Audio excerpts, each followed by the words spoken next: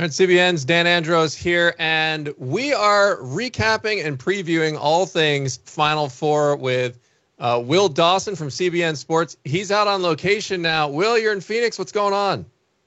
Yeah, Phoenix, 9 o'clock in the morning, and we're looking around for fans, and they're not really anywhere to be seen. We're just right here outside the stadium, and I'm sure the anticipation will grow as the morning here moves along and the afternoon moves along there on the East Coast. But right now, there's just not a lot of people out and about. Well, Will, I mean, I hate to say this, but they might all be over still coming back from the women's game. Yeah, that's exactly right. No. Yeah, go ahead. I was just going to say, yeah, the amount of people watching the women's game last night, it definitely has captivated the nation and the sports world anyway. Yeah, let's so we're going to go through a couple things here. I want to recap these women's games from last night and touch on that. I also want to preview what's happening tonight. We got the Final Four games tonight between UConn and Alabama and Purdue versus NC State. So we'll get into all that. We'll also talk about the different faith testimonies that we've heard on display at the Final Four. Every time we have these big sporting events, there are always faithful Christians who are sort of putting their faith on display, and so it's great to see it. And so we're gonna get to all of that. But I want to start with the women's games from last night. Will, particularly all eyes are on Caitlin Clark, it seems, and Paige Bueckers as well from UConn. And this one lived up to the billing last night. It went down to the wire. Yeah, and I don't think there was any question that this game was going to be a good one. Iowa came in last night looking to get back to the championship game last year that they lost. And, you know, when you've got somebody like Caitlin Clark, who has become the face of women's college basketball, there was a ton of hype, and you're right, it lived up to it. She was cold early on, couldn't buy a three, and then later in the game, she took over like you expected that she would. And it ultimately came down to an ending that I don't think anybody really wanted to see. Yeah. But it was a close game. It was a good game. And, man, there were a lot of people watching that game last night. What did you make of that call? Because for those who didn't see it, it was usually at the end of games, it's kind of like similar to football. What happens is kind of all things go out the window. You know, fouls that you would get away with earlier or not get away with earlier in the game, usually they let those sorts of things go unless it's very blatant at the end. And so what happened was UConn had a chance to take the lead. Time was running down. They were down 1 point, and they got called for an illegal screen. And if you look at it by the book, I mean, it was probably a foul, but it's just one you don't usually see called in that moment. What'd you make of that? No, you don't. Yeah, typically what you see is a referee will swallow his whistle, especially if it's away from the ball like that. That is typically called during the game. I mean, she did lean. Leah Edwards did lean into the offensive player there and knocked her kind of off her line there. And yeah, you're right. That is something that's usually called, but in that moment, that's just really hard to do when the referee kind of takes it away from the players. I think everybody watching would have preferred seeing UConn take the shot, either make it or miss it, and it lived on that. And unfortunately, what you had was you didn't get an opportunity. Paige Bueckers didn't get an opportunity. You knew that ball was going to her, and she just didn't get an opportunity to shoot it. But I will say, both can be right. A lot of people are upset about the call, and rightfully so.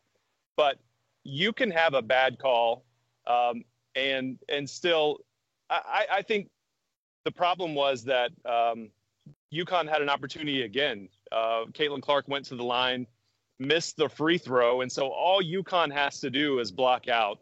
They've got the rebound, and then they're setting up for a game-winning shot there. So it's a tough way to end a game, and certainly for Gino Auriemma and his team to go out like that is frustrating. But, man, you can't ask for a better game. Yeah.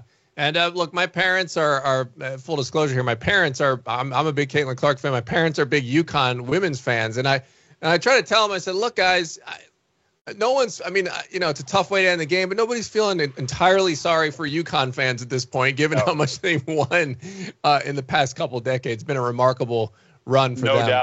No doubt. For sure. And then on the other side of the ball, Will, South Carolina, they are undefeated, and same thing as last year. They went into the Final Four undefeated until they lost to Iowa, and then they kind of steamrolled in the second half here as well. So they're now on their way to the final.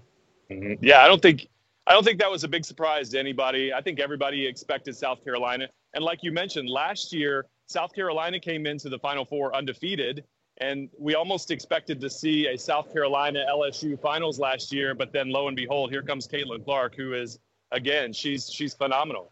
I think about, like you mentioned, the UConn teams of the past. I think about when I was in college, you had players like Diana Taurasi and Rebecca Lobo, and Tennessee. Tennessee had a great team there for a while too with Shamika Holtzclaw. Caitlin Clark, I could be wrong. I need to check my stats here, but Caitlin Clark, I believe she's just 1 point away from setting the all-time record for most points in a tournament. So she'll get that opportunity on Monday night, and I'm telling you, that rematch for South Carolina, they've got revenge on their mind, being knocked out last year, being undefeated. And then we know it's Caitlin Clark's last game. But for women's college basketball, it's in such a good spot. Like we talked about, the ratings are through the roof. I think even the Elite Eight, just watching the Elite Eight year on year, ratings are up 184%. It's ridiculous. There were 12 million people watching the Final Four. Yeah, and I think we were talking about it the other day, Will, just the ticket prices as well. I think we're double the amount of the men's, right? That's true. Yeah, courtside seats, I think, were $5,000 or more, or maybe just to get you into the arena. I could be wrong. I'll have to check on that. But that's an expensive ticket. And I think even last year, the women's Final Four did better than the men's. And, of course, we didn't have the Blue Bloods in the Final Four last year with the exception of UConn. But what a great time for women's college basketball. Yeah, it's really – I mean, you saw celebrities there, all kinds of action going on there. What was Ted Lasso doing there? What was Ted Lasso doing? He's supposed to be coaching his soccer team. Yeah, so I mean, everyone was coming out. The stars are coming out, and I think what's interesting too, and we could get into a larger conversation sometime in the future about this, Will, when you're not pressed for time to cover this Final Four going on, but just the fact that people know the names of the stars in the women's college game, and the guys, it's a little less, and that's partially because of the transfer portal. Guys are hopping from teams, or do they go to the NBA? The best players hop out really quickly now and go into the NBA, so they don't have time to really establish a legacy there in college. I mean, so that's a whole nother debate on the portal and what should they do there. But let's real quick before we move on to the men's, let's talk about the faith angle of it. I know we heard some comments from Paige Bueckers, but what have you seen on the faith side of things on the women's side of the ball? Yeah, on the women's side of the ball, Paige Bueckers, and we've got some motorcycles here that are showing off a little bit. But Paige Bueckers has been pretty open about her faith. She battled through some injuries early on in her career, and she came out of high school, and she was supposed to be the next, what is now, Caitlin Clark. Paige Bueckers was supposed to be the face of women's college basketball, and again, just adversity hit her pretty hard with the injury bug. And women's college basketball is in a good place because next year she'll be back, and that UConn team that also had a few other key injuries, UConn's going to be a force again next year. So Paige Bueckers is not afraid to talk about her love for – there we go. This is live on the internet. When you live stream, you don't know what's going to happen, and Will's got a caravan of Harley Davidsons there. There were only a couple of them, but they were really loud. Yeah, Paige Bueckers not afraid to shy away, or doesn't shy away from talking about her faith in Christ. And it's really cool to see women who are at the top of their game being in that position. So just put it on notice now. CBN Sports is looking to do a feature profile on Paige Bueckers next year and her last ride into women's college basketball. Oh, and then also on the other side of the ball, Dawn Staley. Dawn Staley is quick to give God all the glory for where they've been and where her program is. And Dawn Staley is a name that's going to come up. I guarantee it. Dawn Staley is going to be a name that will come up in a men's coaching search, I'm sure, if it hasn't already in the next year or so. Very interesting. All right. Now you're there in Phoenix for the men's Final Four tonight. So let's get on to those games here. Let's start with Purdue and NC State. I mean, the guy stealing the show right now, I mean, Zach Edey, obviously on Purdue, the big guy having a historic run here as far as scoring and rebounding goes. But DJ Burns is kind of stealing the show here for NC State. Yeah, he is. What a just a fun personality. Guy's got a joy about him. He loves Jesus. We didn't get a whole lot of time with him, but in the time that we did, he was quick to express that. We talked to him about Bible, books, and ball. That's the order in which things are important to him. And he told me that his grandfather really instilled that in him. His grandfather's not around anymore, but it's what they remember him by. And so when he takes the court, he remembers his grandfather, and he's playing for Christ. That's great. Who else have you talked to since you've been down there in Phoenix? Yeah, on the Purdue side, there's a guy, 6'10", forward, Caleb First, who's really solid in his faith. Yeah, there's a maturity about this guy. He's just a junior, so he's got another year, but he'll come in and back up the best player in college basketball, back-to-back AP Player of the Year, Zach Edey. But Caleb's a big guy. He's going to be important in that game because he's going to be going head-to-head with DJ Burns, so rebounding is important. What's funny about Caleb First, a couple of years in a row, and I don't know if it's because he looks like Buddy the Elf, but they've asked him on the Purdue campus to come up with a Buddy the Elf promo video for Christmas time on Purdue's campus. Go and check it out. I mean, maybe we can release that video as well. But, man, funny young man, and I would say funny kid, but he's 6'10", and when I talk to him, I'm looking up to him. But you have all the reason to look up to a guy like that because he is mature in his faith, and he really seeks to bring his teammates around. Just a great guy to be around. That's awesome. And as far as the basketball goes for that matchup, what are we looking at here? What do you think? Yeah, again, I don't know that it's going to be a great matchup because I think that Purdue and UConn just have been the best teams all year long.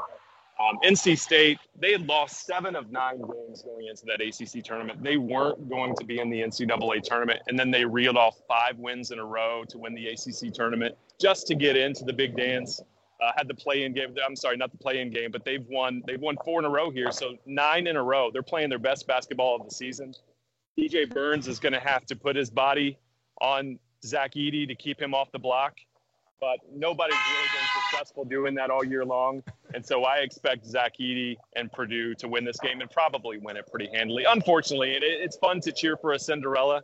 It'd be great to see NC State win that game, but I think it's Purdue's in the end. All right, I'm gonna send those guys this clip, Will, so that they can have a little poster board material. They need some motivation. Actually, no, those guys don't need any motivation. They're having as much fun as they've had all season long, and they're glad to be there. Casey Morsell was another guy that I talked to, strong in his faith, but he said, "Look, we've faced adversity. This team has 14 losses. They've got 14 losses. They faced everything that they were going to face. Didn't think that they were going to end.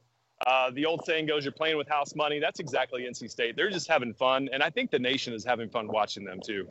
Yeah, and look, I've played basketball, and that is a dangerous opponent that has nothing to lose going out there. Absolutely no pressure on them. They can play free, they can play clear, and that's always the hardest opponent. So, all right, let's go to the other side. The other game, we've got UConn and Alabama. UConn, the juggernaut. Most people, I picked them in my bracket. They're the only thing keeping my bracket alive right now. But they have been dominant, and I guess everyone's expecting to see more of the same, but Alabama's no slouch themselves. They got a great offense.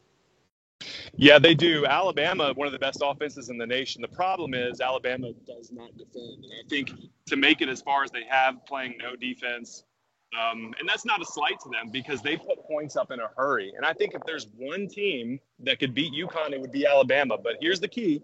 If Alabama is going to beat UConn, they have to shoot better than 40% from 3. On the season, I think that they're 36.5%, 37% on average. They've got to do better than that because UConn defends. And I think that Dan Hurley, who is a tactician, he's going to try to get them off of the perimeter, try to keep them from getting easy threes or at least wide open threes. They're certainly going to be contested. So Alabama is, I think they're a 12-point underdog. They have an opportunity to keep this close. If it's close in the final few minutes, you never know what's going to happen. But again, UConn has been dominant. They're winning games by an average of almost 28 points a game.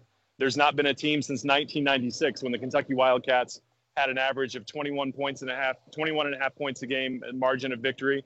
And UConn at 28 points a game, they're just dominating opponents. And it just seems like it's their time again. Yeah, and look, the interesting thing there, as you mentioned, that they have a chance to keep this close, Alabama does.